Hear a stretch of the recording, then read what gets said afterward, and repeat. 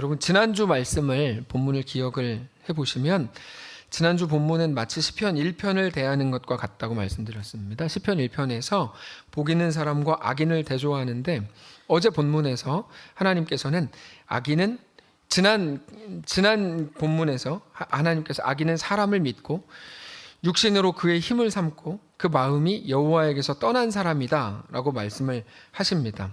그러면서 하나님의 온전한 백성은 반대로 하나님을 의지하고 하나님을 믿는 자다 이렇게 이제 말씀을 하신 게 지난 본문이었습니다.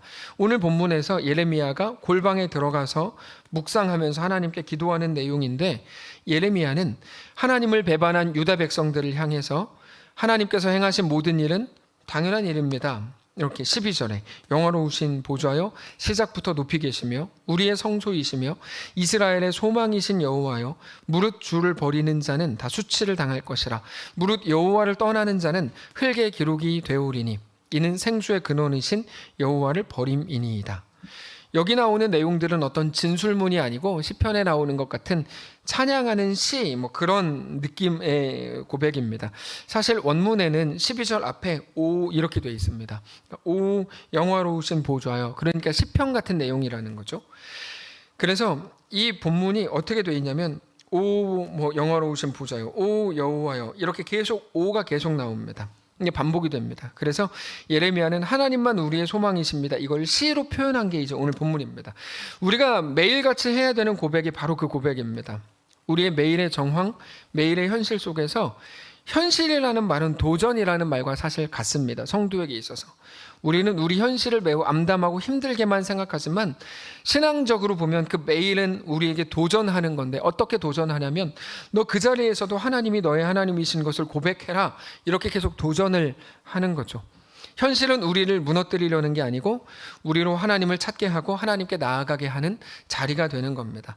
그래서 우리의 모든 현실, 우리에게 대한 모든 도전이 우리 현실인데 뭐를 도전하냐면 그럼에도 하나님이 너의 하나님이시냐? 그럼에도 하나님이 너의 소망이라고 너는 그 자리에서도 고백할 수 있냐? 이걸 계속 도전하는 거죠. 그래서 신자의 자랑이 있다면 높이 올라간 게 자랑이 되지 않고 오히려 힘겨운 거, 연약한 것이 우리에게 자랑이 됩니다. 왜냐하면 하나님은 우리에게 그 속에서도 우리를 그 앞에도 세우시고 그렇게 도전하시기 때문이죠. 모세가 홍해 앞에 서지 않았다면 자랑할 건 아무것도 없었을 겁니다. 그럼 모세는 홍해 앞에 하나님이 세우셨죠.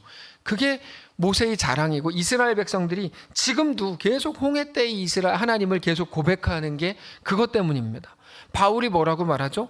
내 모든 연약함은 자랑이라고 고백하죠. 내 연약함이 자랑이 되는 이유는 그렇기 때문에 하나님께 나아갔다 이런 말이 아닙니다.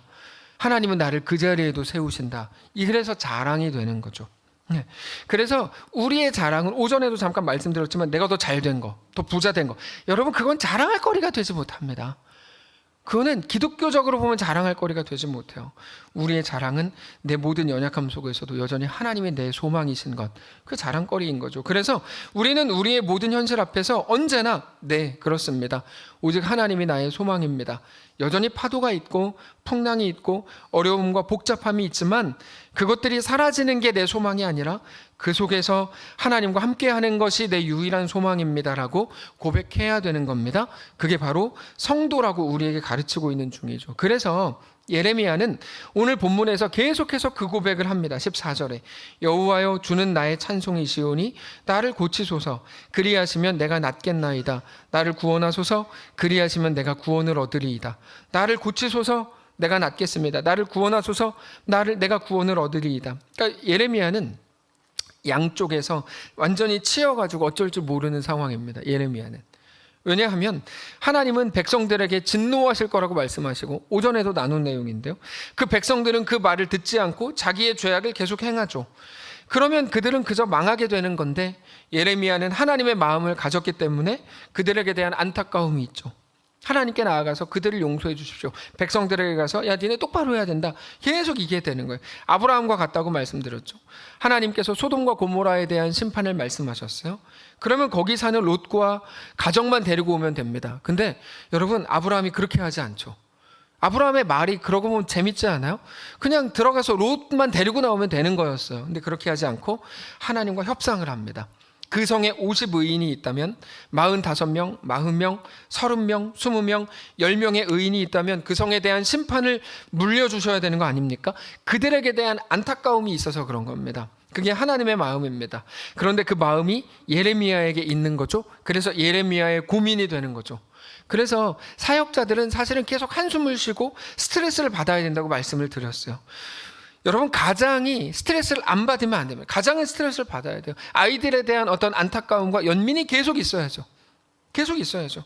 그 백성들에게 대한 눈물과 한숨과 한탄과 안타까움은 성도의 마땅한 마음입니다. 그래서 하나님이 나를 치유해 주시고 위로해 주시고 붙들어 주십시오라고 계속 고백하는 거죠. 그게 먼저 안자들, 오전에 나눈 대로 하면 선지자이고, 단지 특정 부류의 사람들을 그렇게 부르시는 게 아니고 우리 모든 성도를 그렇게 부르신 거다라고 말씀을 드렸습니다. 자, 예레미야가 가진 가장 큰 상처는 다른 사람들의 말이었습니다. 사실 예레미야가 가장 힘들었던 건 다른 사람의 말 때문이었어요. 어떤 말이었냐면 이것 때문이었어요. 야, 네가 진짜 선지자냐? 너 그거 증명해봐. 이런 말 때문에 예레미야는 가장 힘들었어요. 근데 생각해 보시면 거짓 예언과 진짜 예언, 거짓 말씀과 진짜 말씀을 구별할 수 있는 가장 좋은 방법이 뭘까요? 말씀의 성취입니다. 말씀의 성취. 만약에 뭔가 이야기했다가 바로 말씀이 딱 성취가 되면 그러면 진짜다, 혹은 안 되면 가짜다, 이렇게 바로 나오잖아요.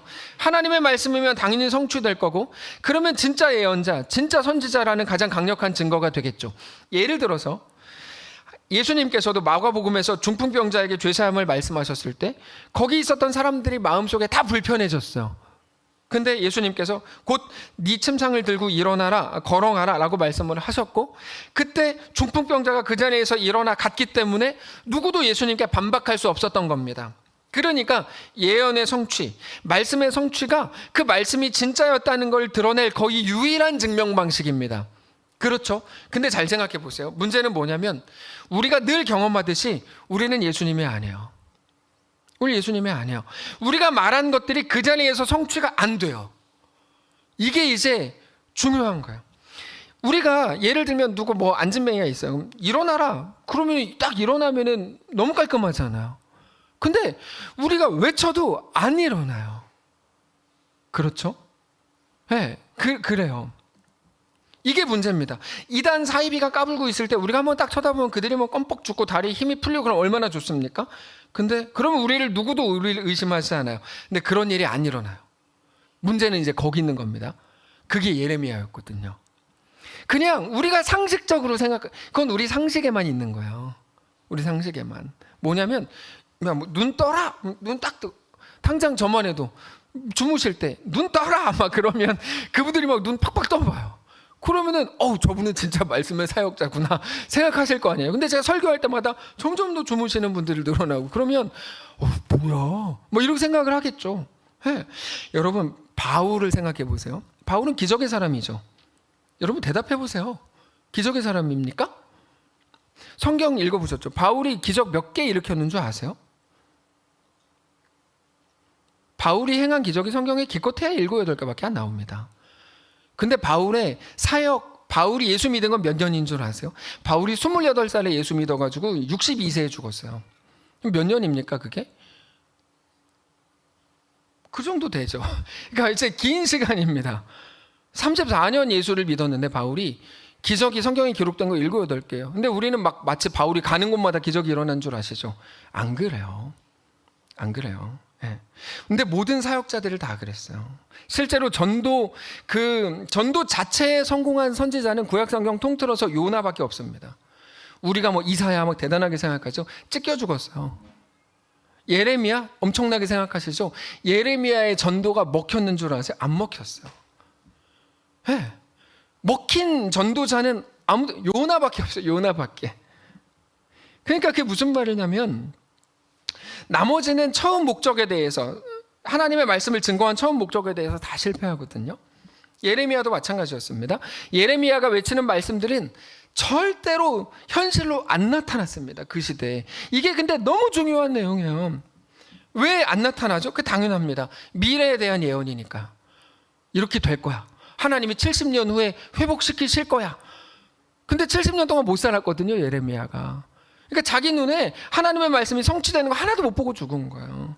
너희는 곧 망한다. 바벨론이 쳐들어오고 성전은 회파된다. 너희는 바벨론으로 끌려갈 거다. 근데 이 모든 거의 앞에다 너희는 곧 망한다. 바벨론이 곧 쳐들어온다. 성전은 곧 회파된다. 바벨론으로 곧 끌려간다. 아직 안 이루어진 거죠. 그러니까 어떤 것도 눈에 보이는 증거로 삼을 수가 없는 거예요.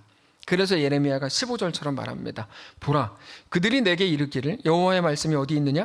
이제 임하게 할지어다. 나는 목자의 직분에서 물러가지 아니하고 주를 따라 싸우며 재앙의 날도 내가 원하지 아니하였음을 주께서 아시는 바라. 내 입술에서 나온 것이 주의 목전에 있나이다. 사람들이 야, 네 말 이루어지는 것 좀 보자, 이렇게 말합니다. 안 믿어지니까요. 그러나 자기 말이 하나님에게서 온 진짜라는 것을 증명하기 위해서는 빨리 하나님의 재앙이 하루빨리 임해야 되는데, 그러니까 자기 말이 하나님에게서 온 게 확인이 그렇게 되는 건데, 그거는 곧 자기 민족의 멸망이기 때문에 예레미야는 멸망할 거야 라고 하면서도 하나님께 나아가서 멸망하지 않게 해주세요, 계속 기도하는 거죠. 그러면 사람들은 너 이 말이 한 거 아무것도 안 이루어지는 거 보니까 넌 거짓 예언자야, 넌 거짓 선지자야, 이렇게 말한 겁니다. 그래서 이 두 가지가 예레미야의 내면에서 막 요동을 치는 거예요. 어떻게 해야 될지 모르겠는 거죠. 예레미야는 그 둘 사이에 끼어 있는 겁니다. 그러나 마지막에는 하나님 말씀대로 될 거를 알고 있었죠. 그래서 이렇게 고백해요. 17절. 주는 내게 두려움이 되지 마옵소서. 재앙의 날에는 주는 나의 피난처이십니다. 나를 박해하는 자로 치욕을 당하게 하시고 나로 치욕을 당하게 하지 마옵소서. 그들은 놀라게 하시고 나는 놀라게 하지 마시옵소서. 재앙의 날을 그들에게 임하게 하시고 배나 되는 멸망으로 그들을 멸하소서. 그러니까 이건 이런 말입니다. 하나님 말씀대로 그들이 멸망당하게 될 걸 믿습니다. 근데 그게 내가 진짜 선지자가였다는 게 드러나는 날이 되겠죠? 그렇겠죠? 그게 우리의 삶입니다. 그래서 예레미야는 그거를 바라야 하지만 그러면서 동시에 그들에 대한 연민이 있으니까 하나님 자비를 베풀어 주십시오라고 기도할 수밖에 없는 그 갈등이 예레미야의 아픔이었던 겁니다. 이 둘 사이에 끼어 있는 게 예레미야의 상황이었고, 그런데 그건 사실 우리 모든 성도들의 현실입니다. 무슨 말인가 하면 두 개가 있는데 두 개가 절대로 맞아 들어가지가 않아요. 이 두 개의 간극을 좁힐 해결할 힘이 없어요. 우리는 진리를 알지만 그건 당장 눈에 보이는 방식으로 이루어지지 않아요. 그게 욥이었습니다. 욥에는 복과 재앙, 생명과 죽음, 완전히 다른 것들이 연결이 안 됩니다, 우리는. 그래서 아브라함에게 이삭을 주신 후에 하나님 뭐라 그러시냐면 이삭을 바쳐라 라고 말씀하시는데, 이거를 해석하고 이해할 길이 없는 거예요. 이걸 이해할 길이 없어요. 그러니까 기껏해야 하나님이 아브라함을 시험하셨다라고 편하게 말해버리는데요, 그 나중에 나누겠지만 그런 내용이 아니거든요, 그게. 그래서 이제 우리한테도 그래요. 우리도 하나님께서 이해가 안 되는 어떤 일을 행하셨을 때 우리가 기껏 하는 말은 뭡니까? 내가 무슨 죄를 지었길래가 나오잖아요. 무슨 말이죠? 죄를 지어야 혼나는 건데 죄를 안 지었는데 나한테 왜 이런 일이 생기냐? 그러니까 내가 무슨 죄를 지었길래. 욥에게 좋은 것들을 주신 분이 하나님이십니다. 가져가시는 분도 하나님이시죠. 천상회의에서 결정된 내용들이 욥의 현실로 나타나는데 그거를 누가 설명해요? 설명할 길이 없잖아요. 네. 그러니까 친구들이 와서 뭐라 그럽니까? 너 하나님이 네 거 다 뺏어간 거 보니까 너 분명히 잘못했다. 너 회개해라. 몰라서 그런 거죠. 하나님이 누구신지를 모르니까 그냥 근데 너 잘못했으니까 벌 받은 거야. 내가 잘해가지고 나는 뭐 더 좋아졌어 라고밖에 말할 줄 모르는 거야. 하나님을 모르니까 그렇게 얘기하는 거야. 그들에게는 좋은 거는 복이고 나쁜 거는 죄의 값, 형벌이라고밖에 생각이 안 되는 거죠. 사람들에게는 그 둘을 묶을 방법이 없어요. 방법이 없어요. 그런데 하나님은 묶으십니다. 이 무슨 말이냐면 하나님은 단지 잘됨과 힘겨움을 묶을 뿐 아니라 생명과 죽음도 묶는 분입니다. 로마서에서 모든 것이 합력하여 선을 이룬다고 말씀하시는 그것이 바로 그겁니다. 우리에게는 최악이라는 거를 최고의 선으로 끌고 갈 힘이 없거든요. 생각도 방법도 없어요. 묶을 수가 없어요. 근데 하나님은 하시는 거죠. 놀랍죠. 우리가 넘어진 것 때문에 하나님은 우리를 오히려 얻으시는 거예요. 둘째 아들을 집을 나가지 말게 했어야죠. 근데 나갔어요. 근데 그것 때문에 비로소 아버지의 집을 생각하게 되죠. 그러면 나가게 했어야 됩니까? 그런 말이 아니죠. 우리가 생각하는 최악을 가지고도 최고의 선을 만들어내신다는 말이죠. 그래서 대학에 붙은 것이 하나님의 은혜이듯이 그렇게 고백하실 거라면 대학에 떨어진 것도 하나님의 은혜라고 우리는 고백해야 합니다. 어렵죠. 어려운 일이에요. 어렵습니다. 긍정적으로 살자는 말이 아니고 하나님이 누구신지 안다면 우리는 정말 그렇게 고백할 수 있게 되는 거죠. 그래서 플러스와 마이너스를 하나로 묶으실 수 있는 분이 하나님이십니다. 우리가 오늘 플러스로 가고 있을 수도 있고 마이너스로 가고 있을 수도 있거든요. 하나님은 모든 것이 합력하여 선을 이루실 겁니다. 그게 예레미야에게 동일하게 나타납니다. 하나님의 공의를 기대하면서도 하나님의 은혜를 구하는 게 예레미야의 기도의 특징입니다. 여러분, 예레미야 기도를 잘 한번 살펴보세요. 아주 재밌어요. 공의와 은혜는 둘이 같이 갈 수 없는 거거든요. 공의는 정의로운 거니까 잘못한 자를 죽여야 되는 건데 예레미야의 기도에는 이 두 가지가 같이 가요. 그러니까 우리는 혼란스럽죠. 공의와 자비는 완전히 대척점에 있기 때문에 연결될 수가 없지만 하나님은 그 둘을 묶으십니다. 그게 뭐죠? 예수 그리스도의 십자가. 예수 그리스도의 십자가는 완전히 그겁니다. 하나님의 완전하신 공의를 충족하면서도 하나님의 자비와 사랑을 완성하신 거죠. 예수 그리스도의 십자가. 하나님은 공의의 하나님이시기 때문에 죄와 함께 거하실 수 없습니다.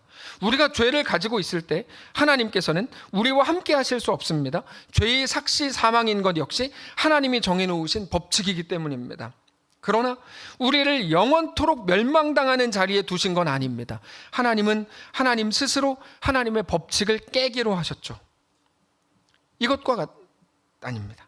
그러나 그거는 죄를 용납하시는 방식으로 우리를 품으신 게 아니고 우리의 죄의 값을 대신 담당하시는 방식으로 우리와 함께 하시는 거죠. 그래서 죄의 값은 죄의 값 그대로 치르게 하시고 그러면서도 우리를 구원하시기로 한 것, 그게 예수 그리스도의 십자가입니다. 그런데 죄의 값을 가지고 있는 사람은 절대로 다른 사람의 죄의 값을 대신 치러줄 수 없죠. 내가 저 사람을 위해서 죽을게요. 저 사람을 살려주세요. 말도 안 되는 소리가 왜 그런 거죠? 내가 죽는다면 내 죄 때문에 죽는 거지. 저 사람의 죄까지 뒤집어 쓰고 죽을 수는 없어요. 근데 저 사람을 죽을게요. 이 말 자체가 안 되는 겁니다. 사람의 죽음은 절대로 다른 사람을 위한 것일 수 없어요. 사람이라면 모두가 자기 스스로의 죄값을 가지고 있기 때문입니다. 그래서 죄 없으신 하나님의 아들 예수님께서 우리 모두의 죄악을 대신 담당하셨죠. 그렇게 하나님의 공의와 하나님의 사랑을 모두 충족하셔서 그 결과 우리는 구원을 얻었습니다. 그게 우리 구원의 완전함입니다. 용서라는 말 안에는 죄가 그대로 있습니다. 죄가 없는 곳엔 용서가 필요 없으니까요. 죄가 있으니까 용서를 받는 건데 죄가 있음에도 용서를 받는 거예요. 놀라운 일이야. 하나님의 용서, 하나님의 구원은 그것보다 큽니다. 그래서 우리 죄를 남겨놓고 하시는 용서가 아니고 우리 죄를 씻으신 용서고 대신 담당하신 용서죠. 사랑하는 성도 여러분, 오늘 그 하나님을 온전히 알게 되시길 바랍니다. 그래서 우리는 우리 연약함 속에서도 두렵고 공포심이 있는 것 당연하지만 그것에 떨 필요가 없습니다. 그럼 우리는 이렇게 기도하죠. 두려움 자체를 없애주시면 될 거 아니에요. 두려운 일 자체를 안 만나게 하시면 될 거 아니에요. 우리는 이렇게 따져요. 근데 하나님 안 그래요. 아니야, 너 그 앞에 서. 너 요단강 홍해 앞에 그 앞에 서. 내가 너로 하여금 그것을 능히 이기는 자가 되게 할게 라고 말씀하시는 거죠. 그 순간에라도 하나님을 붙들고 하나님을 의지하고 하나님만이 나의 소망입니다라고 정직히 고백하는 거, 결국 그게 성도에게 요구된 숙제입니다. 자, 오늘의 숙제, 두려움 앞에 우리가 설 겁니다. 그 순간에 뭐 하셔야 돼요? 나의 소망은 오직 하나님이십니다라고 고백하는 거예요. 그게 예레미야예요. 최근에 우리 교회 오시는 분들은 제가 재밌었는데 오늘 등록하신 분들도 한 번도 교회를 다녀본 적이 없는 분이셨어요. 그래서 전 당연히 다른 교회 장로님이신 줄 알았어요. 연세가 있으셔서. 딱 장로님처럼 이거 어떻게 생긴 건지 모르겠지만 장로님처럼 딱 보였어요. 근데 목사님, 제가 교회는 처음입니다 그러시더라고요. 물론 다른 교회는 뭐 나가봤대요. 근데 이제 교회 등록은 처음이신 거예요. 설교는 여기저기서 많이 들어봤는데 근데 진짜 기독교 신앙을 하고 싶은 거예요. 그래서 교회 등록 카드에 인도자 칸이 있는데 거기 보면 재밌어요. 유튜브 이렇게 써 있어요. 우리 교회 등록하실 유튜브 스스로 이렇게 써 있어요. 우리가 진리를 알고 진리 안에 거하는 거 너무 중요합니다. 오전에도 말씀드렸지만 기독교는 미신처럼 믿으면 안 됩니다. 너무나 많은 사람들이 기독교를 미신처럼 만들어놨어요. 그냥 잘 되고 복 받으려고 예수 믿는 거 절대 아닙니다. 그 미신으로 하자는 거예요. 그러면 안 됩니다. 10시간 동안 간절히 기도해서 원하는 거 얻어내는 거 기독교 아닙니다. 내가 누군 줄 알고 내 주인이 누군 줄 알고 내가 결국 어디로 가게 될지 알고 내 주인이 하나님이신데 하나님이 나에게 무엇을 요구하시는지 오늘 알게 되시길 바랍니다. 기독교는 우리가 생각하는 것과는 어쩌면 다릅니다. 그렇게 진리 안에 거할 때, 그런데 우리의 현실은 언제나 갈등입니다. 그런데 그렇기 때문에 우리 현실은 우리에게 늘 신앙 고백을 요구하고 도전하는 중입니다. 우리는 그 두려운 현실 속에서 이게 안 되면 어쩌지? 실패하면 어쩌지? 내가 이렇게 못났는데 어떻게 하지? 여러분, 우리가 못났다면 못난 만큼 하나님의 은혜가 더 부어질 겁니다. 연약하다면 연약한 만큼 하나님의 은혜가 더 강력하게 임할 겁니다. 그래서 연약한 건 부끄러운 게 아니에요. 어떤 사람의 말처럼 네가 연약한 건 기도 안 해서 그래. 됐다 그래요. 정말로 됐다 그래요. 됐다 이놈아. 됐습니다. 이렇게 됐습니다. 내가 연약하다면 연약한 만큼 하나님의 은혜가 더 강력하게 임할 걸 나는 믿습니다. 이렇게 말씀하세요. 당당하게. 하나님이 누구신지 아시잖아요. 개울을 가르신 하나님과 홍해를 가르신 하나님이 비교가 됩니까? 비교가 안 돼요. 우리 연약함이 개울이 아니라 홍해라면, 홍해만한 연약함이라고 한다면 여전히 우리가 자신 있는, 그럼에도 자신 있는 이유는 우리가 믿는 분이 하나님이시기 때문입니다. 여러분, 더 자신감을 가지세요. 세상이 말하는 것 때문에 두려워하지 마시고 벌벌 떨지 마세요. 너 그렇게 하면 너 망해 라는 말에 오케이 알았어 이렇게 말씀하세요. 나는 내 믿음대로 할게 이렇게 하세요. 그 모든 두려운 현실 속에서 오직 하나님을 믿음으로 바라보시고 나보다 더 크신 하나님, 죽음과 생명을 부활로 묶으신 하나님, 그렇게 예수 안에서 우리 구원을 완성하시는 하나님으로 인해서 어떤 상황 속에서도 오직 주님만 나의 소망입니다. 정직히 고백하는 오늘 이번 한 주 우리의 삶이 되시기를 주님 이름으로 축복합니다. 찬양합시다. 의지했던 모든 것 변해가고 억울한 마음은 커져가네. 그러나 내 모든 마음을 주님 아시네. 예수 능력이 나를 붙드네. 보이지 않아도 주님만 따르네. 있는 그대로 정직히 고백하겠습니다.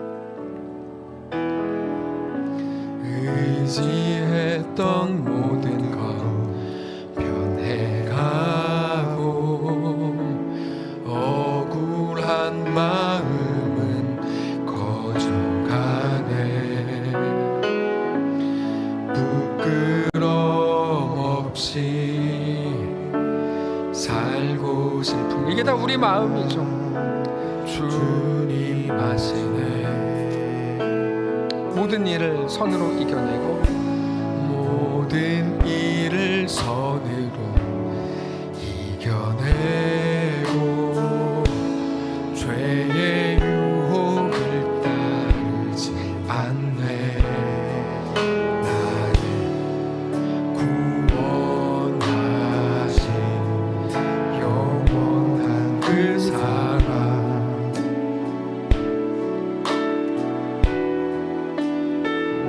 붙드시네.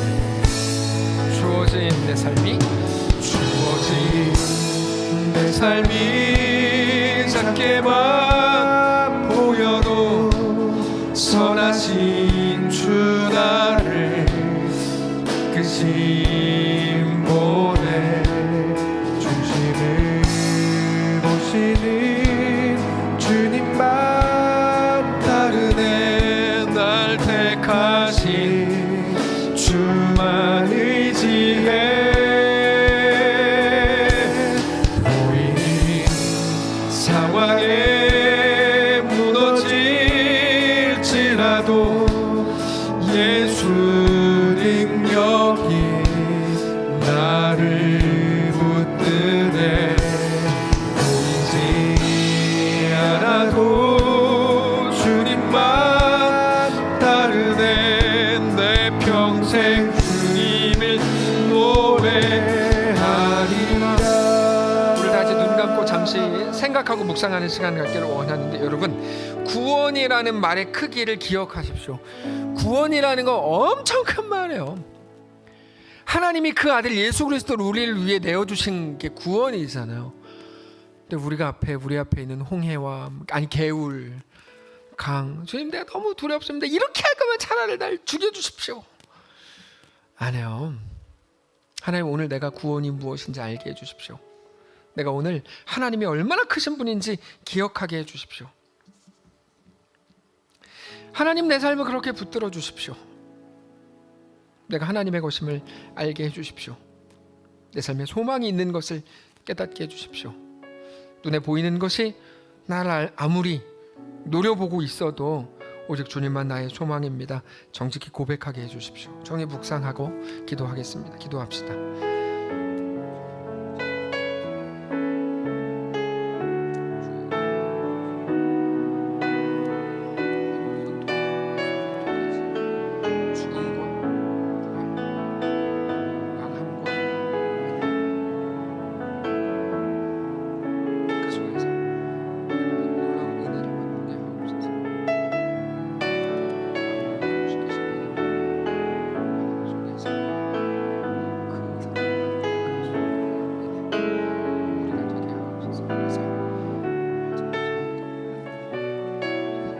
하나님, 우리는 정말 절대로 서로 묶을 수 없는 것들이었습니다. 죽음과 부활, 망함과 은혜. 하나님, 예수 안에서 그 둘을 묶어 우리를 세우시는 하나님이심을 우리가 오늘 깨달아 알기를 원합니다. 우리 앞에 우리의 눈물이 나게 하고 우리를 두렵게 하는 모든 현실을 그 속에서 그 회복되기 이전에 하나님의 은혜가 부어지는 것을 우리가 깨닫게 하시고, 그렇게 인간적으로는 해석할 수도 없고 말할 수도 없는 그 놀라운 진리를 가진 자들의 자신감이 우리 속에 시작되게 하옵소서. 하나님, 우리는 많이 힘듭니다. 연약합니다. 잘 살고 싶습니다. 아니, 제대로 살고 싶습니다. 그게 잘 안 됩니다. 하나님, 다만 은혜를 허락해 주셔서 누구도 이해할 수 없는 진정한 샬롬과 진정한 평안함이 우리 속에 회복되게 하시고, 우리 주님과 믿음으로 동행하는 기적의 삶을 사는 사랑하는 모든 성도들 다 되도록 축복하시옵소서. 하나님, 사랑하는 우리 모든 가족들에게 믿음을 더하여 주시고, 하나님 성령을 부어주시고 성령으로 찾아가셔서 말씀을 들을 때마다 깨닫게 하시고, 우리 삶이 누구에게 속한 인생인지 분명히 깨닫고 주님과 믿음으로 동행하는 살아있는 주의 모든 백성들 되도록 축복하시옵소서. 감사드리며 살아계신 우리 주 예수님의 이름으로 기도합니다. 아멘. 이제는 우리 구주 예수 그리스도의 은혜와 하나님 아버지의 다함없는 사랑과 성령의 교통인도 역사 위로 함께 하심의 은사가 이 시간 주를 바라보며 예수 안에 허락된 그 길을 믿음으로 걷기를 소원하는 모든 성도들 머리머리 위에, 그들의 가정 위에 이제로부터 영원까지 함께 계실지어다. 아멘.